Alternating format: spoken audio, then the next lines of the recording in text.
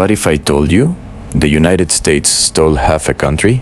Not in secret, not by accident, in broad daylight, on purpose, and then rewrote the history books. California, Arizona, Nevada, New Mexico, Utah, Colorado.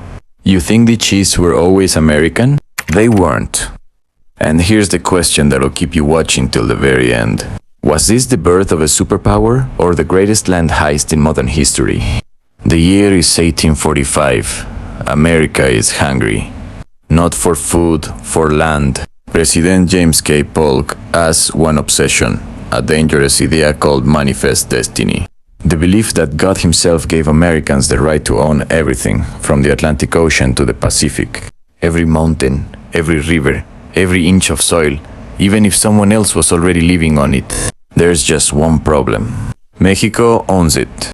So what does Polk do? He doesn't ask nicely. He sends General Zachary Taylor and his army deep into disputed territory on the Texas border. He's not there to defend America. He's there to provoke. And in April 1846, it works. Mexican soldiers cross the Rio Grande and attack Taylor's troops. 18 Americans dead. Polk rushes to Congress and declares, Mexico has shed American blood upon American soil. Congress votes for war in 2 days. But here's what Polk didn't tell Congress. That land, where the blood was shed, it wasn't American soil. It was disputed territory, land Mexico had a legitimate claim to. Polk knew it. He lied, and 500,000 square miles of North America hung in the balance. What happened next was brutal. The US Army was outnumbered. Mexico had more soldiers, more experience, and they were fighting on their own land. It didn't matter. American forces were equipped with modern artillery Mexico had never seen. They crushed Mexican defenses at Palo Alto, Resaca de la Palma, Monterrey. And then came the moment that still makes Mexicans weep. Septiembre 13, 1847. This castle was Mexico's military academy, their West Point. Inside were soldiers, officers, and teenage cadets, boys as young as 13 years old. When the American army stormed the gates, the older soldiers retreated. But 6 cadets refused to leave. They fought until they ran out of ammunition, and when they had nothing left, one cadet, Juan Escutia, wrapped himself in the Mexican flag and jumped from the castle walls rather than let the flag be captured. In Mexico, these boys are called Los Niños Héroes, the child heroes. They have statues, they have holidays, they have tears. In American history books, they don't exist. Here's something your history teacher probably skipped. Not all Americans supported this war. In fact, some of the most famous Americans in history publicly called it a crime. A young congressman from Illinois, Abraham Lincoln, stood up in Congress and demanded Polk probe exactly which spot the blood was shed on. Was it American soil or Mexican soil? Polk never answered. Writer Henry David Thoreau was so disgusted he refused to pay his taxes to protest the war. He got arrested. In jail, he wrote one of the most famous essays in American history, Civil Disobedience. That essay later inspired Gandhi and Martin Luther King Jr.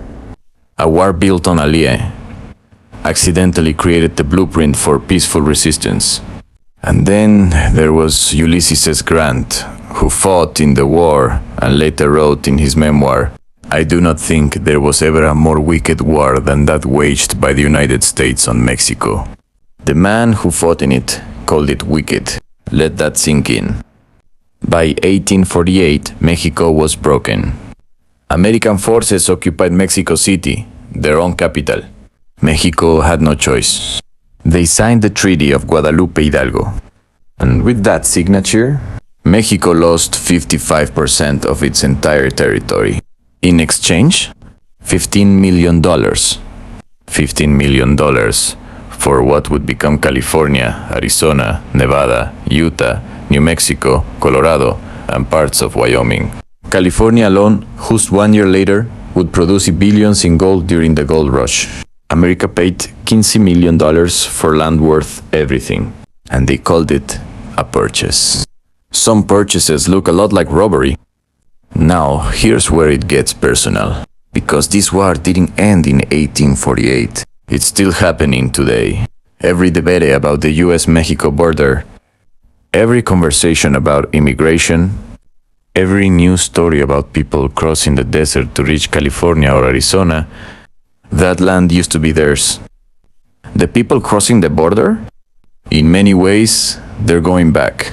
The Mexican families who lived in California, Texas, New Mexico when the war ended. The treaty promised them full American citizenship and property rights. Within 20 years, most of them had lost their land.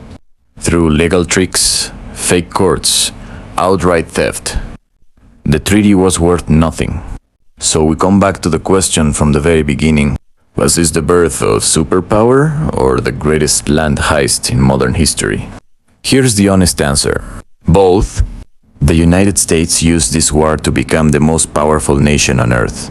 And it did it by taking land that wasn't its own, through a war started on a lie, fought against a weaker neighbor and then erased from its own history books. The gold that built San Francisco. The farms that feed the world in California. The cities of Phoenix, Albuquerque, Las Vegas, Denver. All of it sits on land that was taken, not earned. America became great. The question is, at whose expense?